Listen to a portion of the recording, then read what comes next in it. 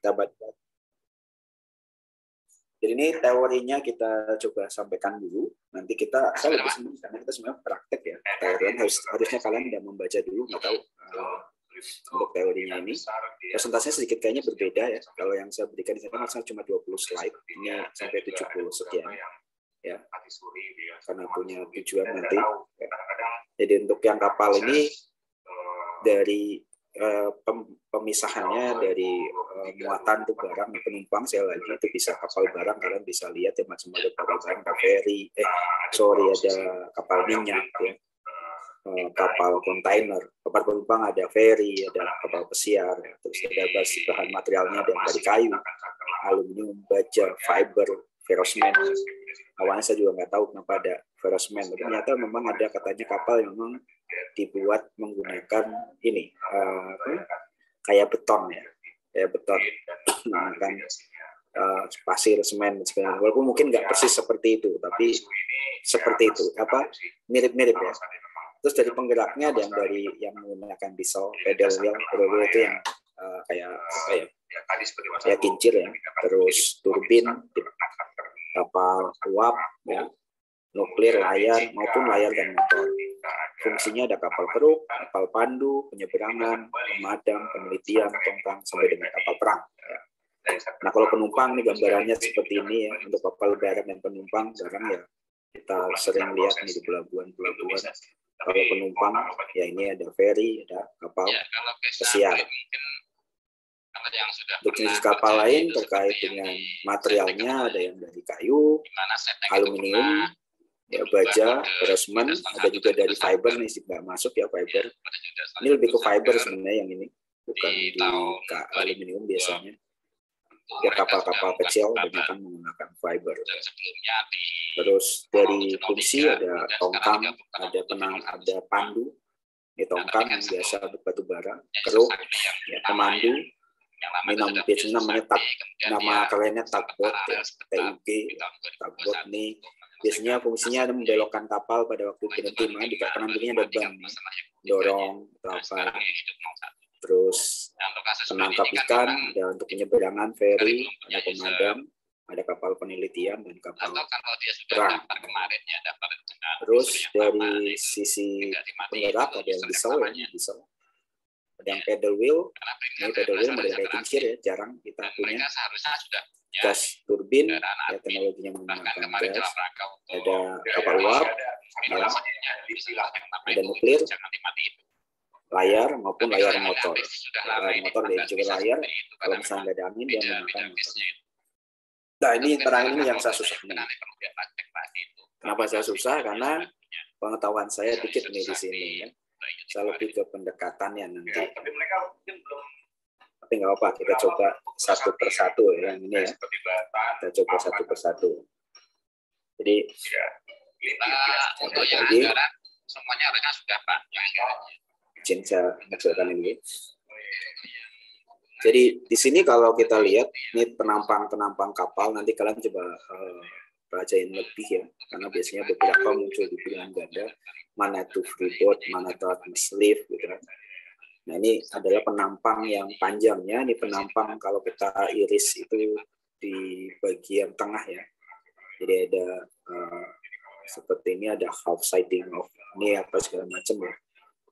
Ini kalau kita mau menilai dengan metode biaya, maka kita harus detailnya harus paham bagian-bagian dari kapal itu apa aja.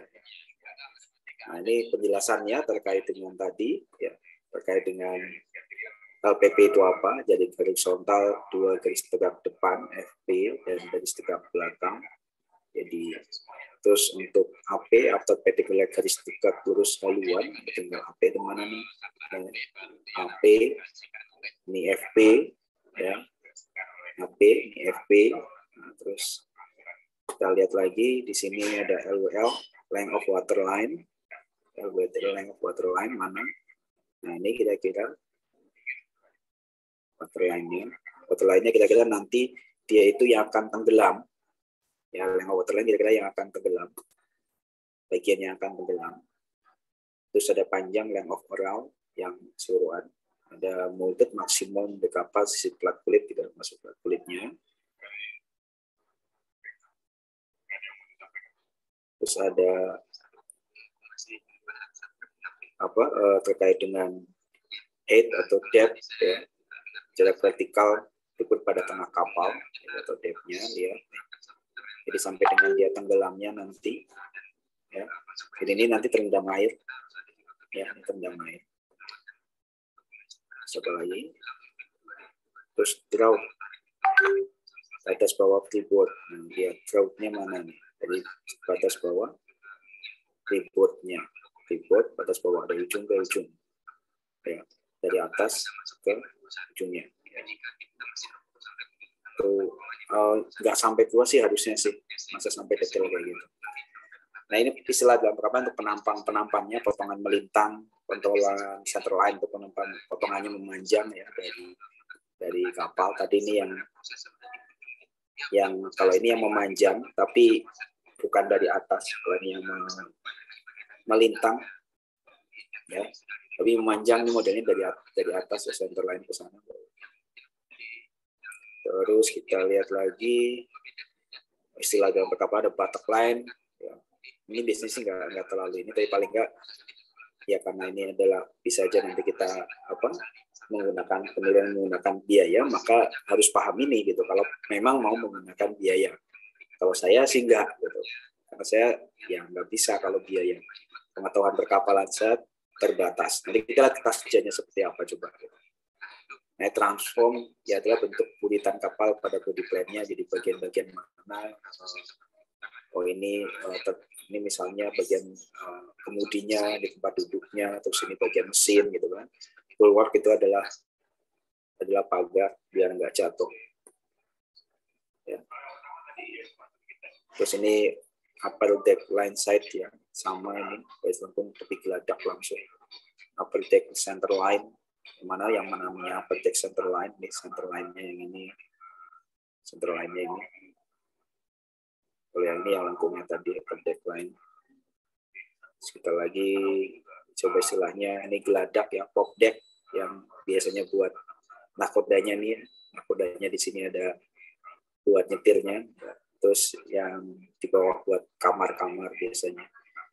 Dan untuk yang ini forecastle deck yang di depan, bagian depannya.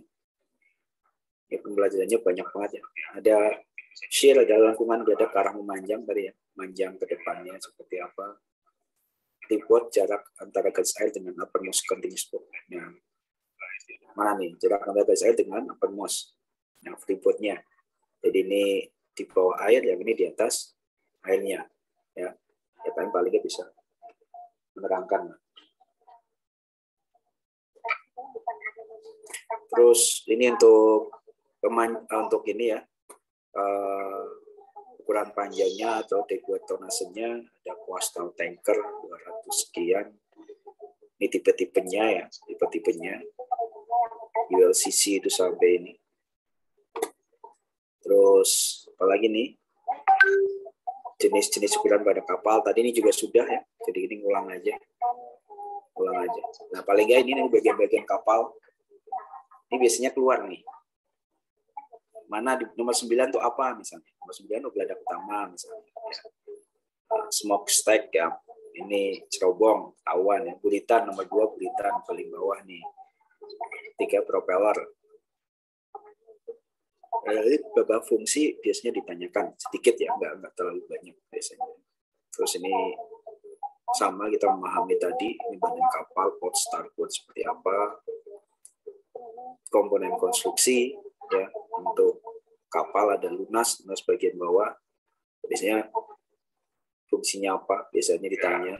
Baik, terima kasih. Kakak mungkin Pak Idris ada rekomendasinya seperti apa? Terus di sini komponen kursi kapal kayu tradisional memiliki jumlah komponen kursi, ya. Ini kapal kayu tradisional, makanya agak berbeda biasanya kapal yang biasa dengan kapal kayu. Terus apalagi nih konstruksinya, ini modelnya seperti apa, gading. Saya sih nggak sampai sini kalau masih soalnya, ini pengetahuan dasar saja. Tapi biasanya akan muncul, ya. Misalnya galar itu apa misalnya? Galar itu adalah satu komunikasi yang dipasang memanjang dari linggi haluan sampai linggi buritan. Kalau misalnya kalian bisa gambar lebih bagus, ya. Ini mana sih yang namanya galar? Ya, ini galar balok, ini gading-gading, galar yang dari ujung sini ke ujung sini, ya galarnya. Galar balok dan galar kim. Galar balok lekat pada bawah geladak, samping gading. Terus yang kim terkait adalah curug geladak pasang secara memanjang dari linggi haluan sampai linggi kulitan, dari ujung sana sampai ujung sini. Gitu. Jadi yang galar itu dari yang memanjang. Terus ada geladak dan balok geladak. Fungsi geladak adalah tempat lantai gunakan aktivitasnya. Ini geladak ya di atas. Geladak tunggal, geladak ganda. Ya kalau misalnya kita lihat dia kapal kan bisa ada 2 lantai ya. Itu bisa terjadi seperti itu. Misalnya ada lantai satunya ini seperti ini, di atasnya ada lagi misalnya. Jadi itu kondisinya. Jadi ini kalau kita mau menilai dengan pendekatan biaya, maka kita harus paham komponen-komponen ini, ya mau nggak mau. Ya. Terus langkah-langkahnya seperti apa? Hampir sama ketika kita melakukan penilaian, maka kita data awalnya karena kita kalau di kami itu ada BMN, maka kami punya inventaris barang, ada keterangan status surat kepemilikan macam-macam di sini, ada kelayakan untuk berlayar dari syah bandar, biasanya itu ada. Ya, sertifikat kelayakan itu biasanya punya. Ya. Terus untuk objek penilaian misalnya kita tahu ada subsidinya ya, dari dimensi fisik, gross tonnage, berat kapalnya, lightweight, berat kosongnya atau deadweight, berat penuhnya, ya, tahun pembuatan kapal, posisi kapal, apung apa sudah tenggelam, lokasinya di mana, kondisi yang dinyatakan oleh instansi terkait. Ya kalaupun kita punya suatu keterangan selanjutnya dari beberapa ini Kemenhub bisa ngeluarin atau apa ya, atau dari syah bandar, ya pelabuhan, gambar dan harga perolehan kalau ada. Ya, tahapan sudah ke lapangan sama dengan yang lain, kita melakukan verifikasi, dokumentasi dan sampai dengan pengumpulan informasi yang relevan, sehingga akhirnya nanti setelah kita punya data-data yang ada, kita paling nggak bisa menentukan pendekatan mana yang akan kita pakai. Karena tadi kalau kita kemarin di soal itu ada ya, data masukan itu menentukan apa? Pendekatan yang akan kita pakai salah satunya. Itu yang utama sebenarnya itu sih. Jadi data masukannya kita apa aja nih? Saya itu baru setelah data masukannya kita pegang, baru kita paham, oh ini berarti kemungkinan kita menggunakan pendekatan biaya dengan data yang ada. Atau data pasar, atau pendapatan. Ya. Jadi ini pendekatan-pendekatan yang kemungkinan bisa diambil, tapi tadi dasarnya adalah menggunakan data masukan yang sudah kita punya kira-kira, dan mungkin mendapatinya ke depan nanti bisa juga diambil. Tidak mengacu ke koordinator KPP-nya. Nah, terus di sini misalnya untuk pendekatan data pasar ada semacam ini ya, bahwa data jual beli atau penawaran. Nah, setelah itu kita bandingkan dalam batas kerjanya. Ya. Kalau dalam batas kerja yang saya harapkan itu nanti ada sini adalah terkait dengan datanya, baru sini penyesuaiannya, adjustment-nya ya. Ini kita fokuskan di sini mana-mana yang kita akan sesuaikan. Listening bisa dibikin di sebelah sini. Kenapa ini 3,3%, 2,1%, listeningnya ada di samping sini atau di sheet yang berbeda ya. Jadi itu juga saya nilai. Ketika listeningnya apa sih, masuk akal nggak listeningnya gitu. Dan kemarin kita juga ada penelitian ya di penilaian kemarin itu di jaringan par mobil ya, kita juga ada latihan. Untuk pendekatan biaya, maka rumus umumnya pasti menggunakan biaya pengganti baru, kurangi penyusutan, mendapatkan nilai.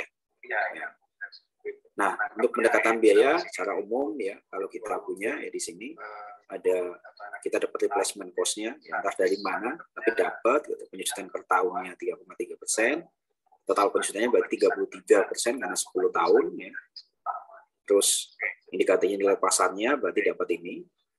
Dry docking-nya kalau kita ngomong dulu, jadi kita dockingnya, just dockingnya, kalaupun ada, kalaupun nggak ada nggak masalah.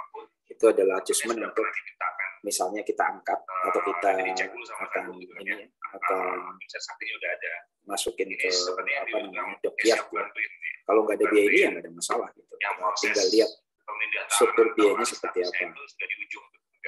Jadi ini biasanya muncul bisa, nggak juga bisa. Jadi ketemu adjusted. Jadi yang penting rumus utamanya adalah biaya pengganti baru kurangi pensutan. Ya, ingat biaya itu pengganti biaya cuma ini aja. Cuma nanti dapetin ini yang susah, metodenya banyak. Setelah itu pendekatan pendapatan. Nah, penerapannya udah pasti yang punya atau menghasilkan pendapatan. Jadi nanti bisa balik discounted cash flow atau direct capitalization. Kita coba case study-nya. Ya, sebenarnya ini kalau waktunya cukup, saya bisa aja buat soal seperti itu terus langsung kira-kira berapa gitu. Cuma nanti kita ada satu latihan soal yang mungkin kalian bisa kerjakan waktu paling 20 menit untuk nanti present ke saya. Jadi misalnya kalau kita lihat pengumpulan datanya, tadi kita ada KIB dan sebagainya, ya, case study-nya. Ini dari aturan DJKN, kalau artinya di Bultek untuk penilaian kapal, ya. Maka nanti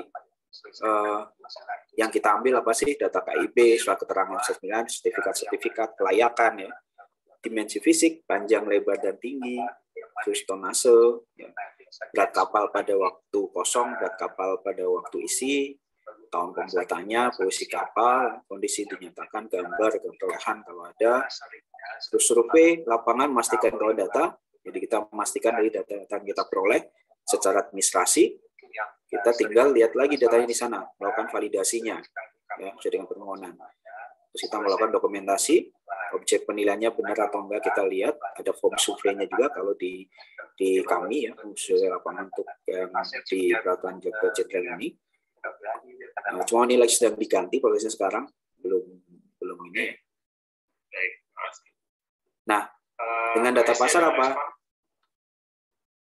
Untuk data pasar sebenarnya kita bisa namanya censorship method ya. Tapi sebenarnya sama kayak sebanding dan sejenis. Cuma istilahnya kayak censorship method gitu. Jadi untuk yang sebanding sejenis kita menggunakan pendekatan data pasar. Kalau kita dapat datanya, ya. Jadi kita lihat datanya di sana seperti apa. Pertama, menggunakan data informasi terkait dengan kapal yang punya karakteristik yang sebanding dari yang kayak sister ship ya. Terus menganalisis data penjualan dan membandingkan melakukan penyusunan faktor yang tadi ya. Itu dilakukan. Terus di pendekatan data pasar ini data-data yang kemungkinan bisa dilakukan penyesuaian ya. Itu misal kelengkapan dokumennya, dimensi fisiknya, ya, terus tonasenya, berat kosong atau berat isinya, kondisi badan, mesin utama, mesin bantu, ya.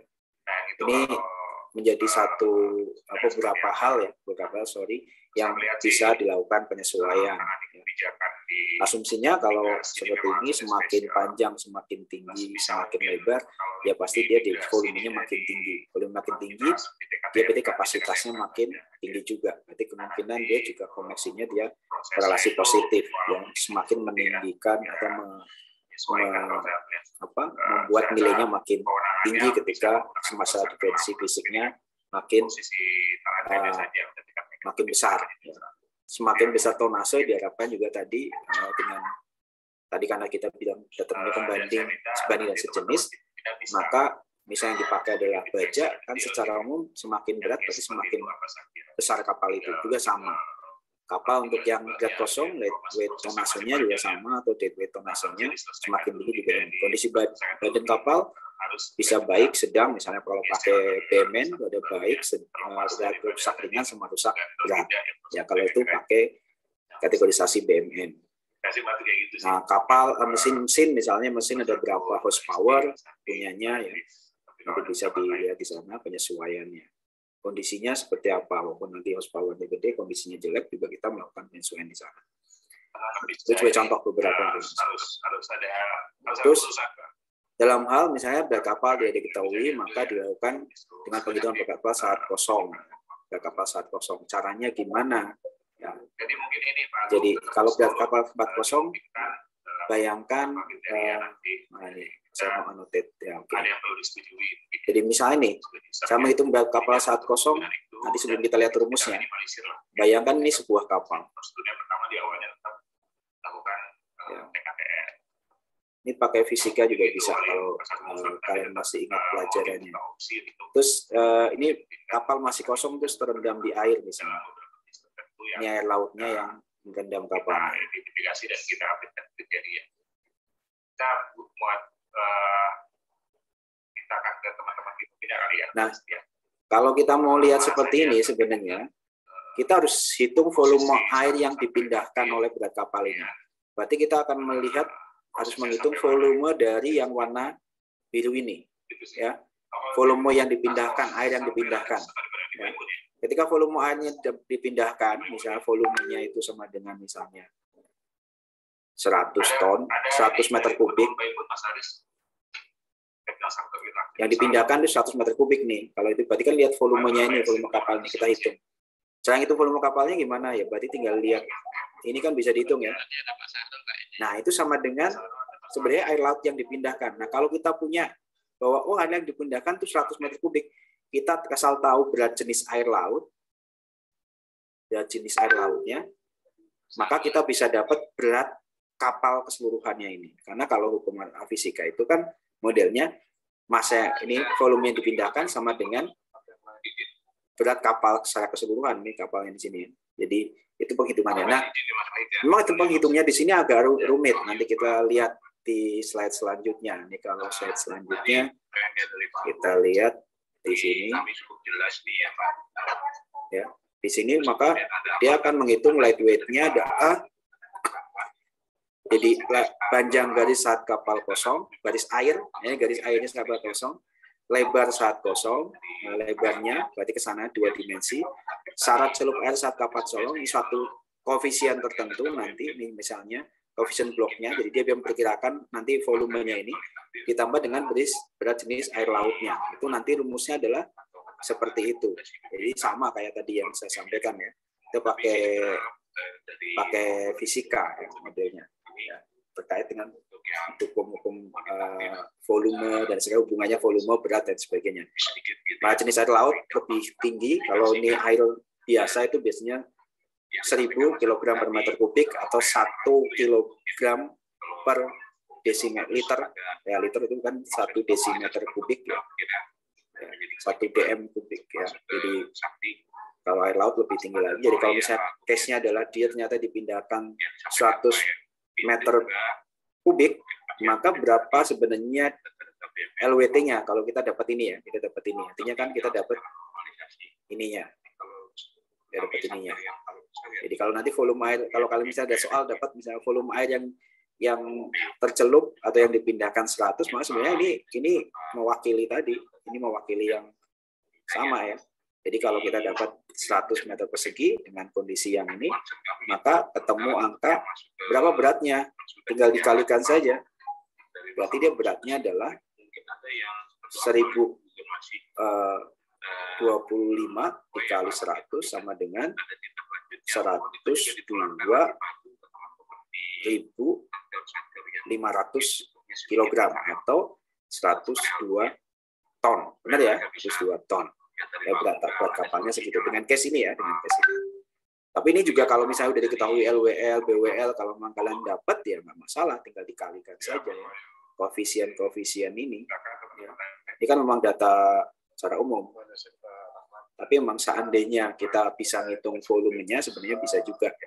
Ini koefisien blok mungkin tadi karena kapal itu kan bentuknya nggak kotak. Ya, mungkin bentuknya akan kayak gini. Jadi kalau dia terendam di sini, yang dihitung kan nggak kayak kotak cuma panjang kali lebar, benar nggak? Kalau kotak, ya jelas panjang kali lebar kali tingginya, ini selesai urusan. Nyata makanya perlu koefisien ini untuk bisa memperkirakan volumenya ini. Ini bayangannya, ya, bayangannya untuk menentukan yang namanya light weight tonasenya. Oke, sampai sini ada yang nanya? Silakan. Oh, nggak ada, kita lanjut. Ribet ya. Kita kan makanya mau ngitung ininya pakai biaya ya. Nah, ada rumus juga di sini ada misalnya penghitungan kapal pada saat muatan maksimum. Nah, muatan maksimum. Jadi muatan maksimum itu rumusnya adalah displacement massa, ini juga dalam bentuk ini ditambah DWT plus RWT. Contoh nih misalnya ada koefisien maksimumnya berapa nanti. Nah, kita lihat dan contohnya, jadi displacement massa adalah kalau tadi DWT-nya ada berapa, maka ini ya kalau kita tadi kan di sini aja ya, di sini aja. Nah ini dead weight-nya. Ya, tapi kita lihatnya DWT plus LWT, artinya kapasitas maksimum ditambah tambahan atas kapasitas maksimumnya DWT-nya tambah light weight pada waktu kosongnya, ya penambahannya. Jadi nanti kalau kita dapat data seperti ini, ya, udah dapat hitungannya ya tinggal dikalikan saja. Tinggal dia LWT DWT-nya mana. Kan rumusnya tadi sebenarnya kalau lihat di sini DWT itu adalah yang LWT ya, rumusnya seperti ini. Ketika modelnya dapat ya bahwa displacement massa maksimumnya itu sekian, DWT-nya berapa, sebenarnya secara umum kita dapat bisa ngitung LWT-nya kalau dapat ini penambahannya ya, kapasitas maksimumnya yang muatan yang masuk ya, muatan yang masuk berapa. Nah, sebagai contoh misalnya ada ukuran seperti ini. Kondisinya seperti ini. Ini kita ke ini. Maka kertas kerjanya yang terjadi apa? Tinggal kalau dibikin kertas kerja itu ini adalah detailnya harus dicatat ya, biar enak kertas kerjanya. Ini biasa sangat ini objek penilaian bisa di mana? Bisa di sini, bisa di sebelah sini, nggak ada masalah. Di objek penilaian itu jangan taruh di tengah. Ya, objek penilaian bisa di sini atau di sini malah. Tapi jangan di tengah sini nanti objek penilaian, ini nggak boleh. Ada objek penilaian taruh di tengah. Ya. Objek penilaian kalau nggak di pinggir kanan, pinggir kiri. Nah, datanya dicatat semua, objek penilaiannya apa aja. Nah, objek penilaiannya apa aja. Ya. Nah, data di sini misalnya ada nilai, misalnya transaksi, kalau misalnya ada harga kapal ini merupakan penawaran atau bukan, tulis juga di sini. Kalau dia penawaran, ini penawaran udah ada nih, data penawaran. Ya. Kita apa? Ya kita kosong, belum nggak dijual beli, tapi asumsi kita adalah harusnya menggunakannya data jual beli, bukan data penawaran. Gitu. Di sini bukan jual beli. Salah kalau di sini kita jual beli, kita belum tahu kok jual atau beli. Ini yang harusnya jual beli itu yang ini. Cuma kebetulan data di sini cuma ada penawaran. Ya, makanya kita lakukan penyesuaian. Ya. Jadi ini harusnya menggunakan data jual beli, tapi karena nggak ada, kita pakai data penawarannya. Terus kita coba lagi. Nah, penyesuaiannya nanti tinggal dibandingkan. Nah, saya cuma concern di sini, coba lihat. Jadi ini yang menjadi syarat menjadi ini kenapa di sini ada 60, ini ada 40. Nah, ini harus bikin di sini asumsinya apa? Ya, jadi artinya kenapa dia 60? Karena dia paling mirip ya dari segi persentase. Misalnya total presentasinya. Tapi seandainya ada yang misalnya menggunakan nilai mutlak yang di sini, pakai mutlak, masa perlu mendapatkan kebijakan lain ya nanti hal lain. Karena angka 5% itu rendah bukan berarti bahwa 5%, tapi kalau ini karena ada yang positif ada yang negatif. Saya nggak tahu apakah ini yang sama apa enggak. Kita coba kalau mau ya, kalau mau disamakan. Tapi kemungkinan ini presentasinya juga gede ya. Jadi kemungkinan tetap aja nih ini bisa aja benar 60 dan ini 40. Bukan yang saya akan nilai bukan 60-40-nya, tapi benar nggak kalian menggunakan asumsi yang penyesuaiannya paling rendah itu dapat bobot paling tinggi seperti itu. Jadi bukan di 60-40-nya, tapi ini sejalan nggak? Seandainya di sini ditulisnya 55, di sini 45, ini yang mungkin akan menjadi tanda tanya buat saya. Kenapa? Ini presentasinya kecil, kenapa bobotnya 45? Yang ini yang gede, kenapa malah justru dia 55 misalnya? asuransi masih ada aktif itu ya, karena ya. Jadi ini akan menjadi pertanyaan kalau misalnya di sini presentasinya gede tapi pembobotannya juga gede gitu. Balik. Kecuali tadi ini ada keterangan, oh ini pakai mutlak. Nah, coba kalian hitung mutlaknya. Kalau mutlaknya juga sama nih, sama-sama gedenya, atau ini yang lebih kecil ya, maka tetap aja pembobotannya ini yang paling gede. Jadi itu yang harus kalian lihat di sana. Jadi penilaian di kertas kerja untuk pasar, saya biasanya menggunakan itu. Nah, saya menggunakan biaya. Jadi biaya rumus umumnya NRC dikurangi penyusutan. Cuma memang penghitungan NRC itu macam-macam. Ini sebagai contoh penggunaan NRC yang banyak ya, yang detail. Jadi ada yang sampai mendetailkan mesinnya itu apa dan sebagainya, peralatannya itu apa ya. Detailkan sehingga nanti dibuatnya per komponen itu. Angka penyusutan juga beberapa kalau di Digikan dia menggunakan satu tabel sebagai pembanding bahwa ada 3 kondisi ya, baik, rusak ringan, rusak berat. Kalau baik, range-nya itu 0 sampai 30% penyusutannya. Kategorinya ini. Ya. Jadi kondisi masih keadaan prima. Ada perbaikan atau pernah dilakukan perbaikan. Ya. Kalian di sini sudah ada penggantian suku cadang. Yang ini suku cadang yang penting, misalnya mesin utamanya udah diganti, sebagian besar bodi udah dicat ulang segala macam, itu masuk ke kondisi atau perlu dicat ulang, ini perlu masuk ke kondisi 3. Terus ini sebagai contoh untuk yang kapal biaya, pendekatan biaya, maka penghitungan itu ya tadi kita harus tahu RAB-nya. Plat baja berapa sampai tonase tonnya berapa. Ini detail banget ya. Saya nggak akan sampai ke sini, detail banget di sini.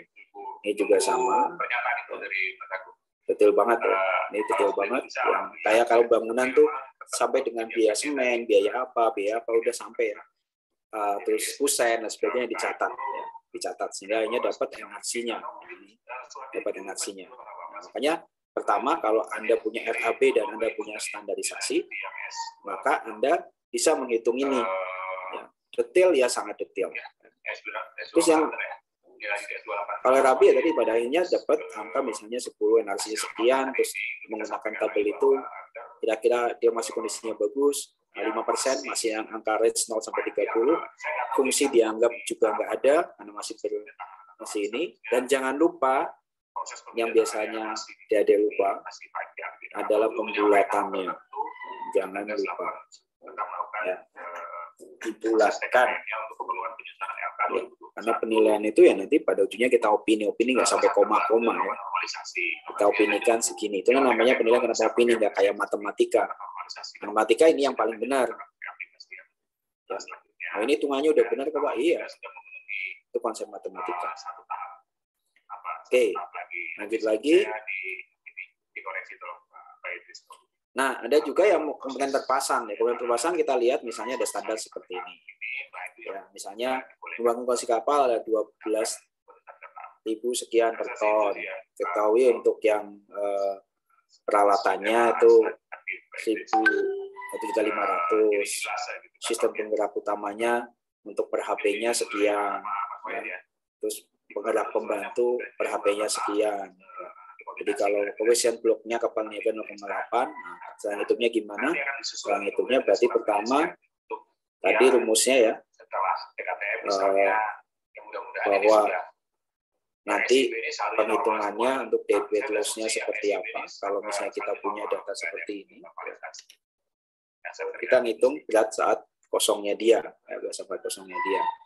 Nanti ketemu angka displacement max-nya sekian misalnya, dia ketemu namanya LWT-nya. LWT-nya sekitar 453. Ya. Nah, 453. Nah, kita tinggal tadi bahan kapal berapa? 600 GT. Ini berapa geladaknya? Sekian 600 GT juga. Nah, per tonnya berapa ini misalnya per beratnya nih? Tinggal dikali. Ini kayak kalau kita pakai DKPP atau DPKP ya, modelnya seperti ini.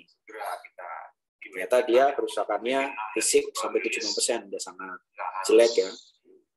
Terus ada fungsi karena memang dia itu tadi dibilang di sini adalah kapal sudah tidak layak jalan, penyusutannya 50% ya. maka nanti kita dapat angka pembulatannya 2,3 miliar. Ya. Ada yang misalnya membulatkan, Pak Edi saya langsung aja nih 23616 atau 17 ya, silahkan pembulatannya silahkan ya. Nah, itu biasanya yang wajar sampai ribuan, yang wajar saya bilangnya. Ya DJKN sampai ribuan. Contoh untuk kapal. Nah, sekarang kita pendapatan. Pendapatan ini yang di mana kapal-kapal yang masih aktif memberikan kapal feri dan sebagainya biasanya menggunakan ini. Jadi kita intinya melihat pendapatannya berapa, pengeluarannya berapa, kita bikin cash flow sampai dengan kapal itu usia kapalnya sekian, maka kita dapat nanti. Nah, mungkin sebagai permulaan ini kan biaya-biaya yang bisa dilakukan ya, yang bisa ini kalian bisa baca. Metodenya ada dua, yang satu adalah arus kas ya, discounted cash flow, ya, ini nanti dibaca dulu. Terus di sini yang kedua adalah kapitalisasi, kapitalisasi ya, dari capitalization. Ini juga sederhana. Nah, untuk latihan soal, sekalian nanti biar kalian bisa mau baca. Ini saya share di masih terbatas nih UET-nya nih. di grup di Zoom, saya sebentar. Tapi kalau bisa pun yang terbatas nih juga mohon nanti ya. Ibu juga bisa ini ya. Coba saya minta hitung pendapatannya per tahun. Jadi dia ada daftar tarif kapal, terus ada contoh nih misalnya terkait dengan okupansi rate-nya ya. Saya udah kirim di Zoom untuk soalnya. Jadi sekian persen. Saya minta hitung ya, tahap pertama ini hitung pendapatan 1 tahun berdasarkan data ini. Ya, berdasarkan data ini. Untuk data yang kalian misalnya saya nggak dapat nih data yang lainnya, ya monggo kalian bikin asumsi sendiri, ya, bikin asumsi sendiri untuk yang lain. Ya. Untuk yang lain. Ya, jadi dalam waktu 20 menit, ya, 20 menit sampai jam 2 deh udah sampai jam 12 sampai jam 12 saya minta Kak Ade menghitung pendapatan setahun dari soal yang sudah saya berikan. Pendapatan setahun ya. Pendapatan setahun dari soal yang berikan. Jadi tadi kan kalau dilihat di discounted cash flow, nah ini discounted cash flow, sorry sampai dengan mendapatkan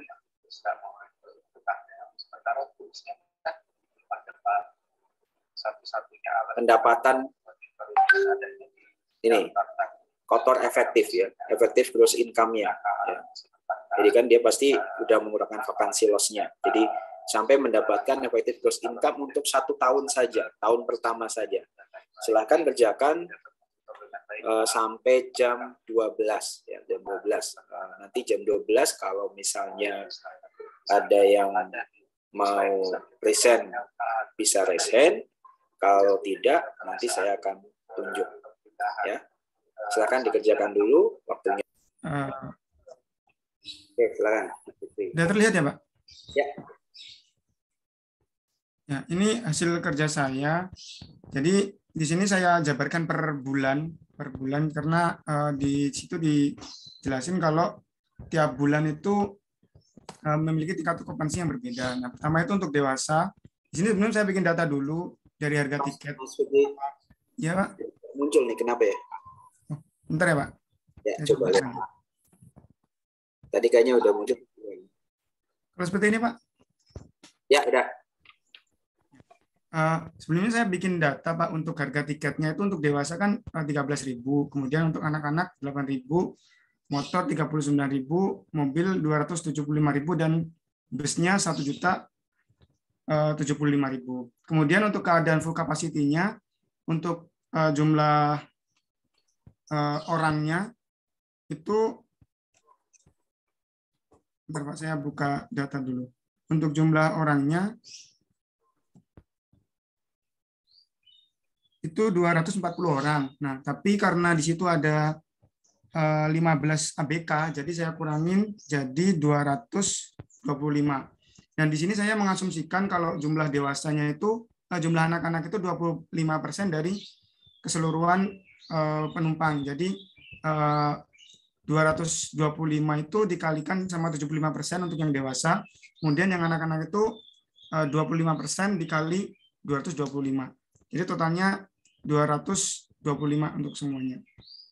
Kemudian saya kalikan untuk untuk pendapatannya. Di sini saya pendapatan per trip untuk dewasa.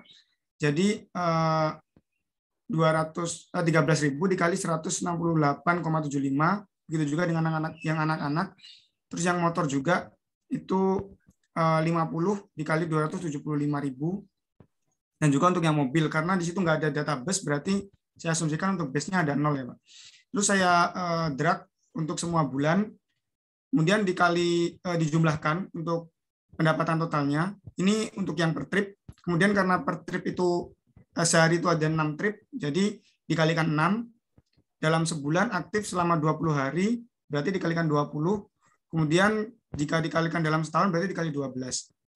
Kemudian dikalikan dengan okupansinya masing-masing, sehingga didapatkan hasilnya untuk yang bulan Januari, Februari, Maret, April, Mei, Juni, Juli, November sama Desember itu 6 miliar.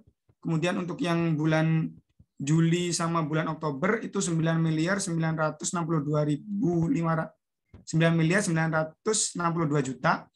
Kemudian untuk yang Agustus 12.261 juta dan yang bulan September 15.327 juta. Sehingga totalnya ada 102.690 juta 900.000 Pak. Untuk 1 tahun. Terima kasih. Oke. Yang lain ada yang beda? Ayo. Beda, Pak. Boleh, silakan Mbak Aula. Mas Fikri. Mas Fikri. Hadir, Pak. Nanti 2 orang nanti kita lihat deh ya.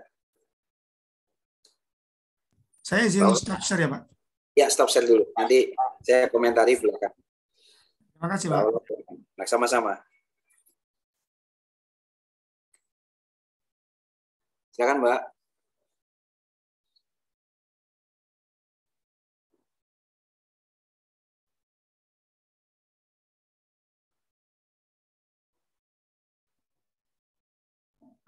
Di sini saya sebenarnya maaf Pak, lagi azan di sini. Ya. Di sini saya mengasumsikan jumlah penumpang, jumlah ABK sudah diketahui 15. Kemudian karena jumlah orang di full kapal itu 240 sama kayak Fiksi tadi, di sini saya asumsikan untuk dewasa itu 2/3 dikali 240 dikurangi 15 itu dari ABK. Kemudian untuk anaknya, saya asumsikan 1/3 dari jumlah penumpang itu adalah anak-anak. Kemudian untuk motor sama, kemudian di sini saya agak bingung Pak untuk diketahui kan mobil itu 22. Jadi di sini saya asumsikan untuk minibus 16, kemudian bus besar 6. Di situ karena diketahui mobil tadi 22 mobil, jadi saya bagi untuk minibus dan bus besar. Kemudian saya kalikan jumlah penumpang dengan tarif, kemudian dihasilkan jumlah PGI per tripnya itu 15.350. Kemudian diketahui tadi itu sehari itu melakukan 6 kali trip dan selama sebulan itu melakukan 20 hari kerja adalah 20 hari. Jadi di sini untuk jumlah trip sebulannya saya dapatkan dari 6 dikali dengan 20. Kemudian untuk PGI untuk sebulannya itu PGI per trip dikali jumlah trip sebulannya itu 120. Sehingga dapatkan segini. Kemudian Untuk bulan Januari sampai dengan Juni stabil okupansi rate-nya 45% dan Juli 65%, Agustus 80% dan seterusnya. Oke, Mbak, share lagi tadi, Mbak. Coba, Mbak. Apa kelempar Mbak aulanya? Sepertinya terputus, Pak. Ya, tunggu dulu, tunggu. Oke, Mas Fikri coba tadi lihat punya Mas Fikri di share screen, nanti Mbak Aula saya komentari lagi. Mas Fikri coba share screen. Ya, Mbak Aula nanti ya. Oke, Mas Fikri. Ada beberapa komentar saya di sini. Ini bukan ini ya. Bisa saja asumsinya tuh nggak masalah. Asumsinya bahwa dikurangin dengan apa APK ya nggak apa-apa. Ada yang langsung asumsinya itu memang benar-benar penumpang, itu juga boleh. Yang penting di state ya, yang penting di state. Terus ke kanan coba Mas Devi. Digeser kanan. Nah, yang saya mau kritisi adalah terkait dengan ini dewasa dan anak ini. Yang motor mobil nggak ada masalah. Saya nggak ada, misalnya nggak pun dianggap nggak ada bus juga nggak masalah. Tapi untuk yang dewasa dan anak, karena ini orang ya, kalau ini orang, kira-kira ada orang yang 0,75 nggak? Ya, tidak ada, Pak. Nah, berarti kan kemungkinan dia masuk ke dewasa atau ke anak gitu kan. Nah, berarti dia dewasa atau anak. Ini kan kita bicara full capacity ya. Jadi yang atas sebenarnya dijadiin 189 gitu, yang bawah 56 gitu kan. Nggak masalah, malah kayak gitu malah lebih enak ya. Nah, ini kondisi full capacity ya Mas ya, berarti ya. Nah, kondisi full capacity jadinya tuh 69, 56 ya itu. Nah, terus di sini yang perlu diperhatikan, coba kita klik lagi. Jadi itu pertama kritik saya. Overall ini udah oke sebenarnya. Ini lagi. Nah, kondisi yang dibilang per tahun ini harusnya nggak disetahunkan, cuma sampai dengan sebulan, Mas. Karena apa? Karena kita mau hitung pendapatan per tahun, jadi nggak ada dikali 12. Benar nggak? Jadi kalau nggak salah ada dikali 12 pendapatan kotornya.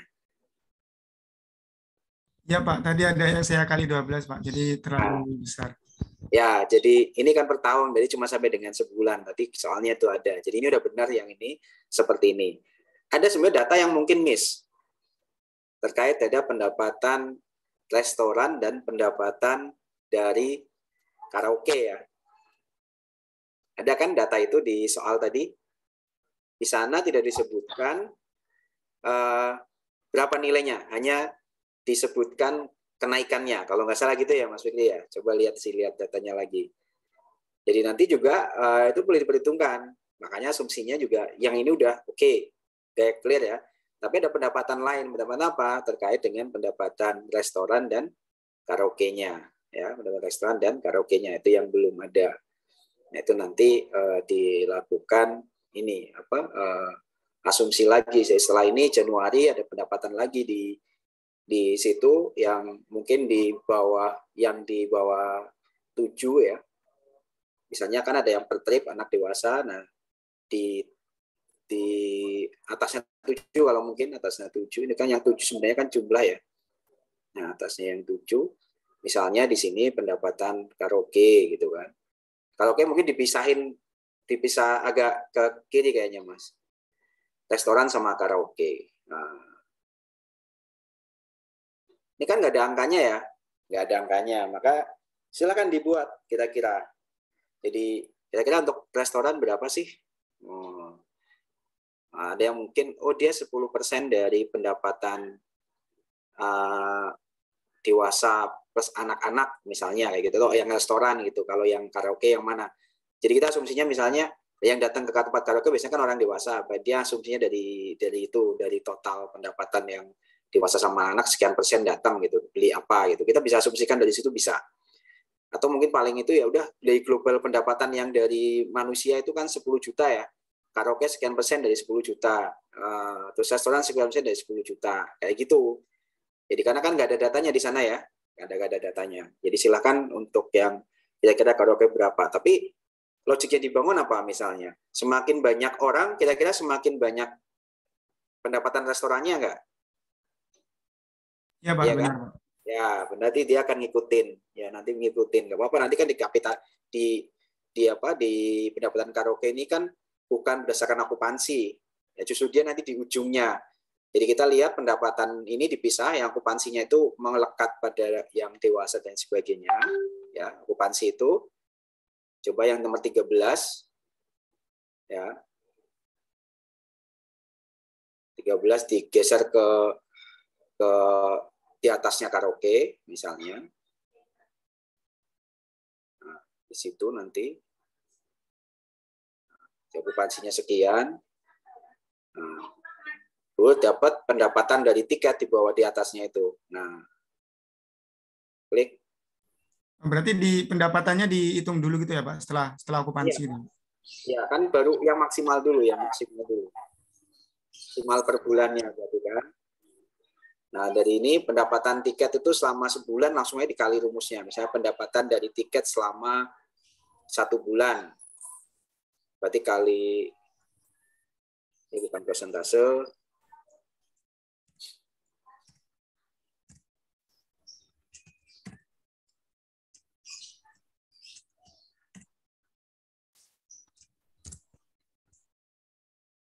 Nah, kita mau lihat pendapatan per trip ya. Atas di atas, Mas. Percentage diganti tuh. Nah, atasnya ada bisa.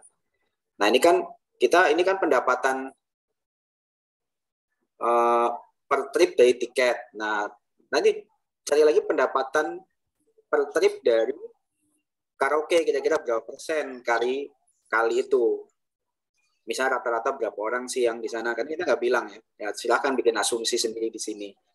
10%, 5% terserah Mas Fikri. Karaoke misalnya berapa persen yang ini, terus restoran.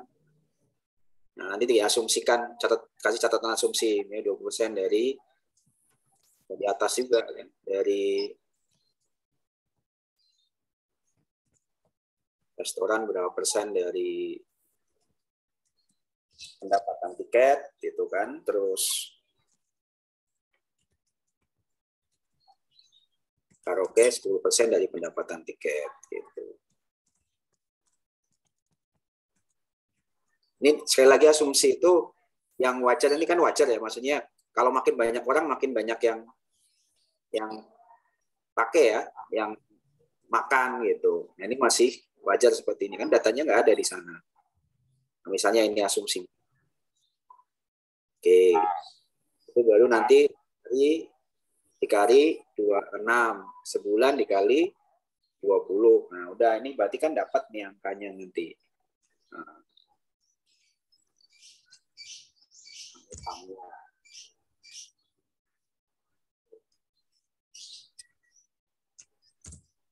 oke.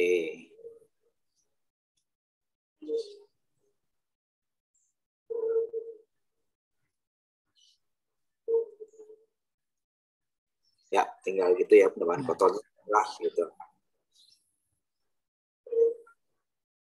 Okupansi ratenya kan udah nggak ada kan, berarti bahwa langsung yang 74-nya itu langsung udah kan. Ya.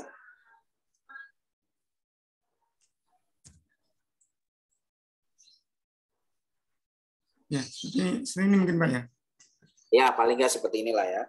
Jadi sebenarnya nanti tinggal langsung, karena ini kan jadi sudah lumayan per bulan udah dapat, tinggal di kan yang per ininya, per tahunnya. Nah, per tahunan ini bagi baseline-nya ya. Berarti kan kalau misalnya kita mau dapat misalnya pendapatan tiket per tahun, berarti kan jenengan bisa di sebelah kanan sendiri, Mas. Coba sebelah kanan sendiri di Desember, nah itu per tahun, pendapatan per tahun untuk yang tiket berapa, untuk yang karaoke berapa, untuk restoran berapa, kan gitu, tinggal di ini ya, di atas. Nah, karaoke itu kan udah langsung tuh apa dikali berapa, yang tiket berarti dikali setahunnya kan tadi itu 20, berarti masing-masing ya, masing-masing nih. Ya nanti bisa dibuat itu Mas, tiketnya berapa, terus apa untuk restorannya berapa ya. Jadi nanti bisa diformulasikan biar dapat pendapatan karaoke per 1 tahun, pendapatan restoran per 1 tahun, kayak gitu. Bisa dapat nanti. Ya. Intinya nanti dalam discounted cash flow kan dia ngelihatnya per tahun ya. Nah, itu masih hitungannya masih per hari ini ya, masih belum melambangkan ini ya. Berarti kalau mau yang karaoke dikali dulu, ini sunahnya paling nggak nanti dibeka ulang lah. Jadi tadi catatannya adalah catatan terkait dengan orang nggak ada pecahan, ya. Orang nggak ada pecahan, jangan ada pecahan di orangnya, jangan ada pecahan di orangnya. Nanti biar dihitung lagi untuk masing-masing karaoke berapa sih, ini berapa sih. Itu komentar saya. Untuk Mbak Ola ada nggak, masih online nggak? Tadi kelempar soalnya Mbak Ola. Sudah, Pak. Oh ya, coba share lagi Mbak. Ini tadi catatannya nanti dilanjutin ya Mas Fikri. Kemudian nanti ini buat penugasan. Baik Pak, berarti nanti di itu ya Pak, di karaoke per tahun berapa gitu ya Pak? Ini kan belum, masih campuran gitu Pak? Iya masih campuran. Nanti jadi tiket berapa, dari karaoke berapa, dari restoran berapa per tahun. Nanti kan bikin cash flow, setelah itu biaya yang terkait gitu kan. Baru dapat cash flow utuh. Sampai cash flow utuh kita kapitalisasi. Jadi tinggal nanti kertas kerjanya beda lagi. Ada kertas kerja pendapatan, ada kertas kerja yang disertai cash flow. Minimal nih kertas kerja untuk pendapatan kita udah jadi ya, udah jadi. Nanti angkanya tinggal dipindahkan ke kertas kerja yang untuk discounted cash flow-nya. Gitu. Hitung aja ulang. Oke. Ya, Pak. Terima kasih Pak. Ada nggak pertanyaan? Mungkin dari saya belum ada sih Pak. Ya, intinya karena ini tiket, kalau mau mengasumsikan pakai orang, jangan pakai pecahan. Itu aja kalau saya. Ya. Oke, Mbak. Caranya banyak ya, nggak cuma ini. Nanti ada cara yang lain. Coba Mbak Ola, coba.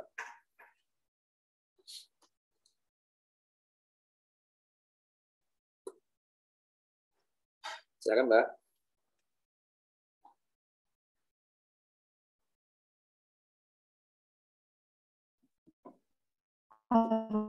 Sudah terlihat Pak. Ya, coba ke bawah.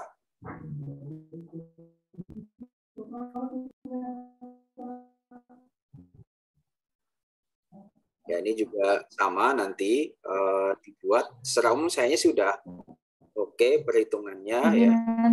Ya Pak. Ya. Jadi perhitungannya sama nanti Mbak Ola, kalau Juni kan berarti 6 bulan kali 1 bulannya 120, berarti 120 gitu kan. Nanti dapat 1 tahun. Asumsi-asumsi yang tadi silahkan saja, mau bis besar, mau apa, asumsi dari adik-adik ya. Nah, sama juga kalau semisal nih, ini kan baru kali 20, kali berapa tuh Mbak? Bukan 6 bulannya udah ada ya? Yang Januari, Juni udah ada 6 bulannya berarti untuk ya? Yang ya sudah Pak.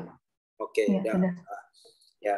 Jadi memang yang nanti akan ini lagi adalah terkait kayak tadi, asumsi bahwa apakah awak kabin itu saya sertakan dalam kapasitas apa yang dibilang 240 itu adalah murni penumpang. Itu kan asumsi yang bisa dipakai.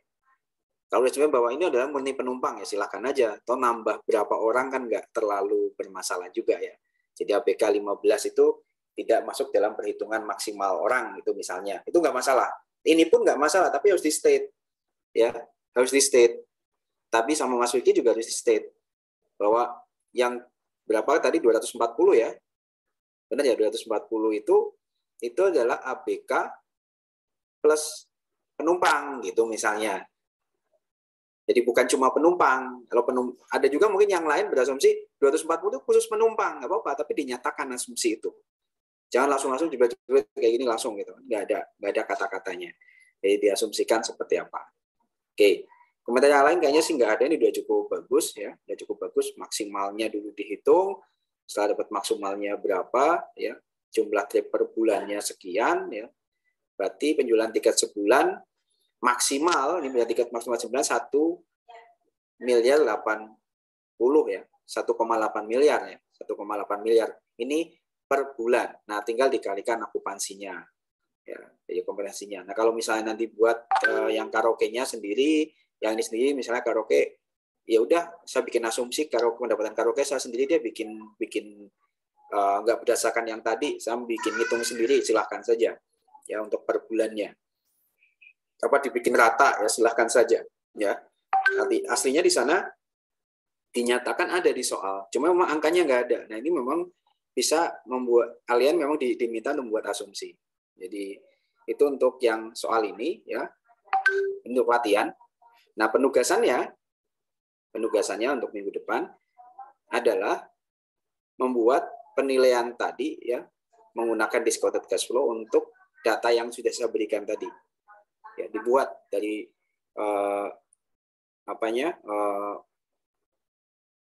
pendapatannya tadi udah dapat, kalau masih itu udah enak tuh pendapatannya, insya Allah udah benar. Nanti variansi juga tinggal ditambahin karaoke sama restoran, udah oke. Berarti tinggal ngitung biaya-biayanya. Kita dapat cash flow-nya 1 tahun, terus dilihat pertumbuhannya, karena pertumbuhan ada di sana, data pertumbuhan per tahunnya sampai dengan berapa puluh tahun, habis itu nilai sisa juga ada di sana, tinggal di sana dihitung lagi, saya itu dapat nilai kapalnya. Jadi tugasnya adalah mengerjakan ini sampai tuntas, sampai dapat nilai kapal. Jangan lupa asumsi dan pembulatan. Ya, dikumpulkannya kapan? Dikumpulkannya berarti di tanggal, saya lihat, tanggal 10 Januari pukul 23.59. Linknya nanti tolong teman-teman yang kemarin itu satu PIC nyampein linknya ke saya. Pakai link yang kemarin aja, bikin folder baru lagi ya, penugasan kemarin ya. Nah, konsep penugasan saya dan konsep kuis saya, kita kan banyak kuis, banyak penugasan. Saya akan ambil yang terbaik, 2 yang terbaik dari penugasan maupun kuis kalian. Itu yang akan saya angkat nilainya. Jadi kalau kemarin ada kuis yang saya kok nggak ikut, saya kemarin sakit, saya kemarin koneksinya jelek, dan lain sebagainya, nggak masalah. Karena yang saya ambil nanti adalah 2 yang terbaik. Kuis akan sering saya laksanakan, penugasan saya berikan, ya. Itu tujuannya nanti memang, ya mungkin kalau yang awal-awal lagi males-males, nggak ngerjain, mungkin yang belakang lagi semangat ya, setelah tahu nilainya midnya berapa terus lagi semangat, maka nanti itu membantu kalian di penugasan. Jadi saya akan ambil yang terbaik, makanya buat aja penugasan terus ya. Tadi juga saya di awal kuliah sudah saya sampaikan model penilaian saya seperti apa. Kalau cuma menyalin apa yang ada di dalam presentasi yang materi itu ya paling cuma dapat 7,5. Tapi kalau ada keterangan yang menambah nggak cuma asal nyatet ya, biar banyak itu enggak, tapi ada isinya, ini maksudnya apa sih gitu, diterangkan lebih lanjut dengan bahasa kalian sendiri, maka kalian bisa dapat 90 untuk penilaian saya. Nilai tertinggi saya sudah sampaikan di 80 sekian ya, terus nilai terendah 6,68 ya, masih bisa ngejar, yaitu berdasarkan penilaian dan masuk, kalau melihat ini udah cukup distribusi normal karena rata-rata 77 ya, rata-rata 77 masih tengah ya, nggak condong kanan kiri. Jadi itu penugasan dari saya. Ingat penugasannya tadi soalnya saya berikan buat kertas kerja untuk menggunakan discounted cash flow. Cukup Excel. Lembar pertama itu nanti untuk kertas kerjanya keseluruhan, pengeluaran, pendapatan, terus sampai dengan nilai. Lembar kedua adalah kalian cara menghitung pendapatan. Sheet keduanya, sheet ketiganya adalah cara kalian mendapatkan biaya per tahunnya. Ya. Biaya per tahun misalnya sampai dengan nanti mungkin asumsi-asumsi terkait dengan biaya, asumsi-asumsi untuk yang sheet kedua terkait dengan pendapatan. Ya. Ini nanti juga dicatat ya asumsinya dari Mbak Aula seperti apa, tambahin yang karaoke dan ini, maka akan dapat nanti per tahun untuk pendapatan dari tiket, pendapatan dari karaoke, pendapatan dari restoran, atau mungkin kalian dapat lagi pendapatan dari apa yang dari data itu ada gitu ya. Data itu ada. Untuk yang data yang sebenarnya diperlukan tapi nggak muncul kayak tadi karaoke dan restoran, maka boleh memberikan asumsi. Tapi misal apalagi kereta apa lagi itu udah oke. Untuk biaya juga sama. Kalau di sana di state A tapi yang A-nya malah nggak ada, berarti kalian boleh melakukan asumsi juga. Dengan model seperti itu nggak ada lagi yang namanya sama persis harusnya. Harusnya nggak ada sama persis antara satu orang dengan orang lain. Ya. Ya, kenapa dibuka asumsi seperti itu? Karena pasti nanti asumsinya akan beda-beda. Tadi Mas Fikri bilang kasusnya 10%, 20%, saya nggak akan menyalahkan itu. Paling ini karena pemahamannya kan terkait dengan karaoke dan restoran tadi. Oke, sampai sini ada pertanyaan? Saya penugasan. Jadi pakai Excel, minimal ada 3 sheet. Di Excel itu, sheet pertama yang kertas kerja penilaiannya, sheet kedua terkait dengan pendapatan, sheet ketiga terkait dengan biaya. Ya. Yang sheet utama berarti nanti juga menjelaskan terkait tingkat kapitalisnya dapat dari mana, pertumbuhannya dapat dari mana gitu. Karena dia di per tahunnya. Kalau ini per bulannya, kalau yang di sheet ini kan per bulannya untuk menghitung pendapatan setahun. Kalau tadi yang kertas yang sheet pertama adalah nilai. Jadi overtime. Jadi di atas itu judulnya tahun 1, tahun 2, tahun 3, tahun 4. Kalau yang di kertas kerja pendapatan di Januari, Februari, Maret, April mau dibikin seperti itu juga masalah.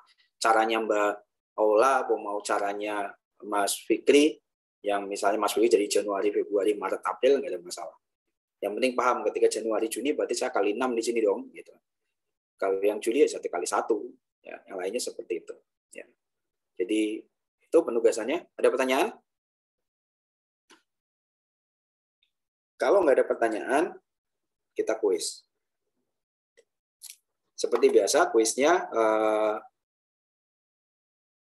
kita mencari nanti 2 yang tertinggi. Moga-moga sih nanti apa ya, semakin ke sini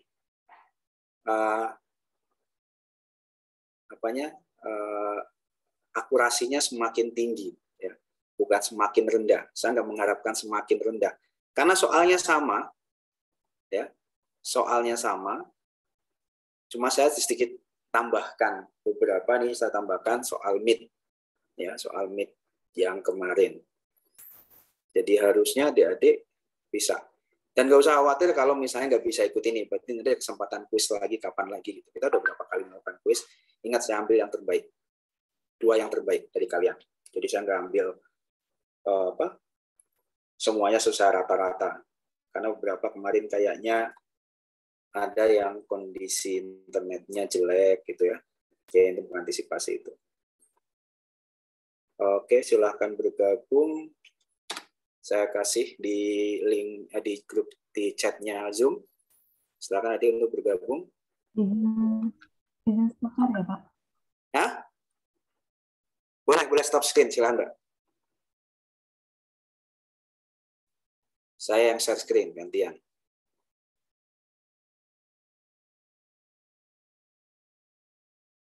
Oke, silahkan gabung. Ada yang tadi izin nggak bisa gabung, ada yang sakit, nggak apa-apa.